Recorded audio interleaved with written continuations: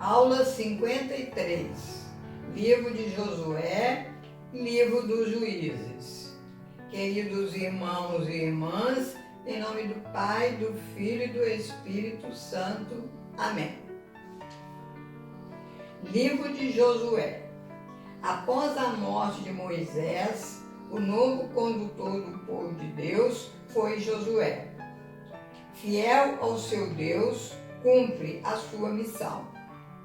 Após uma longa caminhada e muitos combates, chega às margens do Rio Jordão. Josué fala a seu povo: purificai-vos, pois o Senhor fará entre vós maravilhas. Para consolidar a fé dos israelitas, Josué revela-lhes os particulares da intenção de Deus no período em que está para acontecer. Houve um deslizamento de terra e as águas interromperam seu curso durante 10 horas. É a fé viva, inabalável, que mostra que Deus tenha servido de uma causa natural para conseguir seus fins. A passagem do Rio Jordão é um acontecimento cheio de solenes sacralidades. As águas do Rio Jordão dividiram-se como as águas do Mar Vermelho. Josué falou aos sacerdotes: tomai a arca da aliança e em procissão caminhai à frente do povo de Israel. Caminharam a pé enxuto sobre a terra seca do Rio Jordão. As 12 pedras reunidas em Guigal representam as 12 tribos e são testemunhas da presença de Deus. A queda da fortaleza de Jericó não se deve nem ao grito de guerra, nem ao som das trombetas, e não se pode explicar senão como um milagre.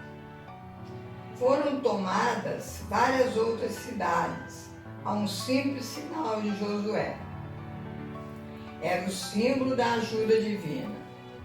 A rápida narração da conquista da terra prometida visa demonstrar a fidelidade em manter as promessas feitas no sentido de dar a Israel um território estável.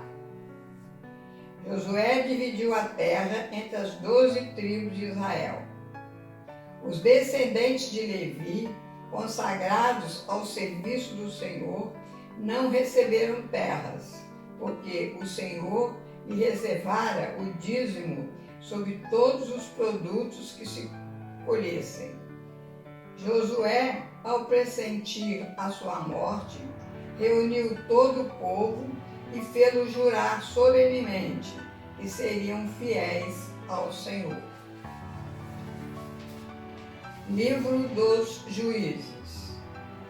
Depois da morte de Josué, Israel foi governado por juízes.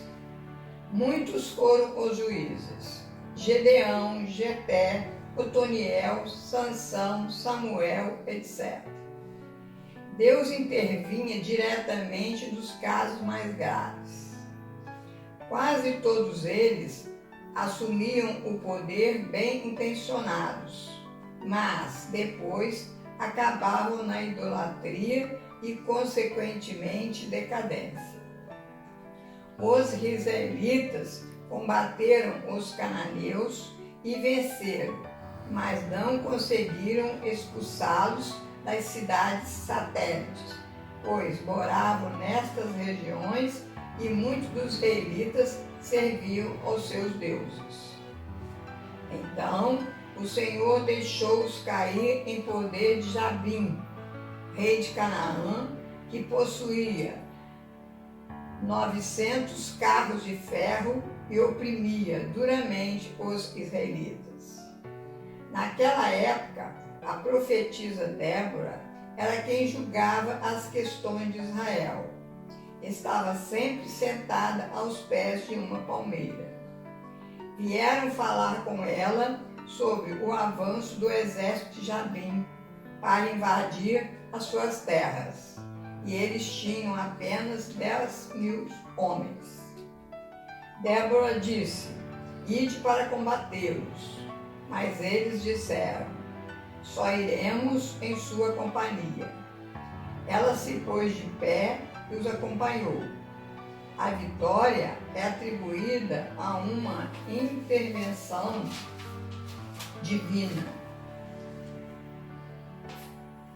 Talvez uma tempestade que provocou um súbito transbordamento de um rio.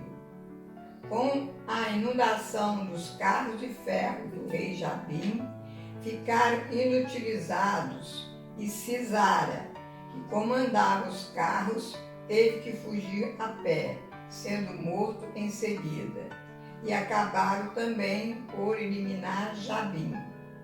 E as guerras continuavam entre os filisteus e o povo de Deus. Na próxima aula, continuação do livro dos Juízes. Ler o capítulo 11 da Epístola de São Paulo aos Romanos, na página 1460 e 1461, na Bíblia Ave Maria. O versículo que mais tocar ao coração, escreva no caderno. Que Deus abençoe a todos, em nome do Pai, do Filho e do Espírito Santo. Amém.